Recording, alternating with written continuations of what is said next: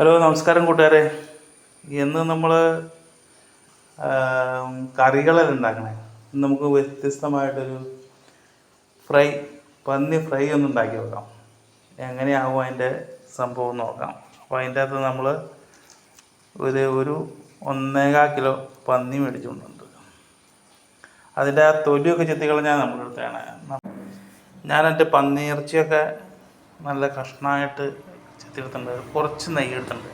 തൊലിപ്പുറം കുറച്ച് നെയ്യോളം കൂടി എടുത്തിട്ടുണ്ട്. കാര്യം എന്താണെന്ന് വെച്ച് കഴിഞ്ഞാൽ കൊച്ചിന് എനിക്ക് ഈ തൊലിപ്പുറം ഇഷ്ടമല്ല. അപ്പം ഞാനിത് ഒക്കെ സെപ്പറേറ്റ് പിന്നെ കപ്പയിലിട്ടുണ്ടാക്കി എടുക്കുള്ളൂ.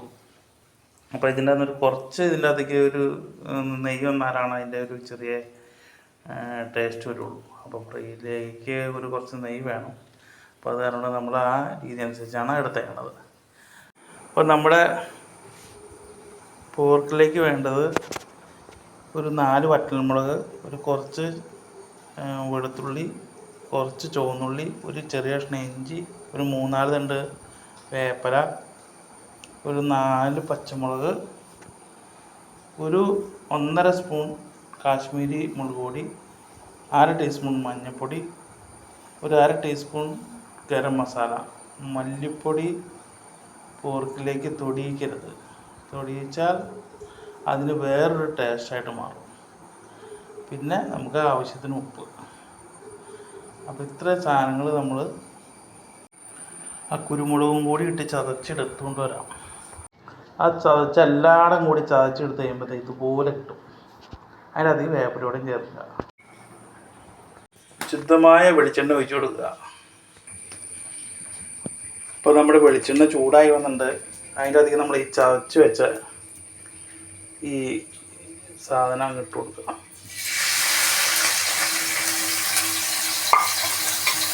അവിടെ കിടന്ന മൂക്കട്ടെ, അങ്ങോട്ട് മൂത്ത് വന്നുള്ളൂ. നിങ്ങൾ ഭംഗിയായിട്ട് അങ്ങനെ ഇളക്കി കൊടുക്കണം. നന്നായിട്ട് മൂത്ത് വരണം. ഇത് മൂത്ത് വന്നതിനനുസരിച്ചാണ് പന്നിയുടെ കളറും മാറി മാറി മാറി വരുള്ളൂ. ഇത് നന്നായിട്ട് മൂത്തില്ലെങ്കിൽ ആ കളർ അതുപോലെ തന്നെ നിൽക്കും. അപ്പോൾ ഇതുപോലെ നന്നായിട്ട് ചുവന്നാണ് വരട്ടെ. അതിൻ്റെ അധികം നമ്മുടെ മുളക് പൊടി, മല്ലിപ്പൊടി ചേർക്കരുത്. അതിൻ്റെ അധികം നമ്മുടെ മുളക് പൊടി, മഞ്ഞൾപ്പൊടിയും ഗരം മസാലയും എടുത്ത് വെച്ചേർന്നത് നമ്മൾ അതിനകത്തേക്ക് ചേർത്തു. അപ്പോൾ അത് നന്നായിട്ട് മൂത്ത് വന്നിട്ടുണ്ട്. ഇനിയിപ്പോൾ അതിനകത്തേക്ക് നമ്മൾ പന്നിയിറച്ചി അങ്ങോട്ട് കൊടുക്കും. കഴുകി വെച്ചാൽ പന്നി എന്നിട്ട് ഇളക്കിയാൽ മതി. തീരെ കുറച്ചിട്ടാണ്. അത് കാരണം കൊണ്ട് വെള്ളം വേണമെങ്കിൽ ഒഴിച്ചു കൊടുത്തോ. ഇളക്കി വെച്ചാൽ മന്തിക്ക് നല്ല വേവുണ്ട്. വെള്ളം ഇറങ്ങും എന്നുള്ളതില്ലെങ്കിൽ ലേശം വെള്ളം ഒഴിച്ച് കൊടുക്കാം. അല്ലെങ്കിൽ ഒന്നും ചെയ്യേണ്ട, അങ്ങനെ തന്നെ മൂടി വെച്ചാൽ മതി.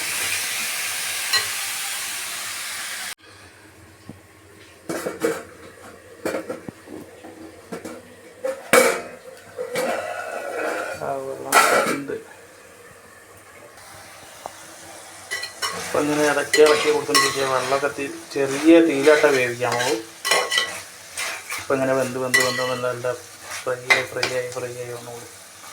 ഒന്ന് എടുത്തിട്ടേക്കുക. ഇടയ്ക്ക് തുറന്ന് നോക്കുക. അതായത് നെയ്യൊക്കെ പതുക്കെ ഇറക്കുന്നുണ്ട്. അപ്പം അങ്ങനെ കിടന്നങ്ങ് ഫ്രൈ ആവട്ടെ. അപ്പോൾ ഇത് ഈ പരുവത്തിലേക്ക് എത്തി നമ്മുടെ പന്നീർ ഫ്രൈ. അപ്പോൾ ഇതിനേക്കാളും അടിപൊളിയായിട്ട് വരും. അപ്പോൾ ഇനി തീയൊക്കെ മാറ്റിയിട്ട് കനലിലാണ് ഈ സാധനം വെള്ളം പറ്റിക്കേണ്ടത്. അപ്പോൾ നമ്മുടെ പന്നി ഫ്രൈ കുട്ടികൾക്ക് കഴിക്കാൻ പാകത്തെ നല്ല സെറ്റായിട്ട് വന്നിട്ടുണ്ട്. അതിൻ്റെ അകത്തേക്ക് നമ്മൾ ഈ ചീസ് പറക്കിയിടണം. നെയ്യില്ലാണ്ടാണ് എടുത്തേക്കണത്. അതുകൊണ്ട് നമ്മൾ ഈ ചീസ് ഇങ്ങനെ പറക്കിയിടുക. എന്നാലാണ് അതിൻ്റെ ഇതോടെ ഇറങ്ങിക്കഴിഞ്ഞ് കഴിയുമ്പോഴാണ് അതിൻ്റെ യഥാർത്ഥ ടേസ്റ്റ് കിട്ടുള്ളൂ. അല്ല, ആ ചീസൊക്കെ നന്നായിട്ട് അതിൻ്റെ അകത്തേക്ക് ഇറങ്ങി നല്ല അതിനകത്ത് നിന്ന് അങ്ങാണ്ട് ഫ്രൈ ആയിട്ട് വരാണ്ട്. ഇനി ഇത് പിള്ളേർക്ക് ഒക്കെ കൊടുക്കുക. അടിപൊളി രുചിയാണ്. നിങ്ങൾ ഇത് ഉണ്ടാക്കി നോക്കുക. അതുപോലെ എൻ്റെ ചാനൽ സബ്സ്ക്രൈബ് ചെയ്യുക, ഫോളോ ചെയ്യുക, കമൻറ്റ് ചെയ്യുക. നിങ്ങൾ ഉണ്ടാക്കി നോക്കിയിട്ട് മസ്റ്റായിട്ട് എൻ്റെ അഭിപ്രായം പറയുക. നിങ്ങൾ പിന്നെ ഇതുപോലെ ഉണ്ടാക്കുകയുള്ളൂ. വേറെ വീഡിയോ ആയിട്ട് ഞാൻ പിന്നെ കാണാം. ഇതുപോലുള്ള വീഡിയോ, നല്ല നല്ല വീഡിയോകൾ ഇനി ഞാൻ ഇടുന്നതാണ്, നിങ്ങളുടെ സപ്പോർട്ട് ഉണ്ടെങ്കിൽ. അപ്പം നമ്മുടെ നാവിൽ കൊതി ഊറും പന്നി ഫ്രൈ റെഡി. അപ്പോൾ എല്ലാവരും തന്നെ ഉണ്ടാക്കി നോക്കുക.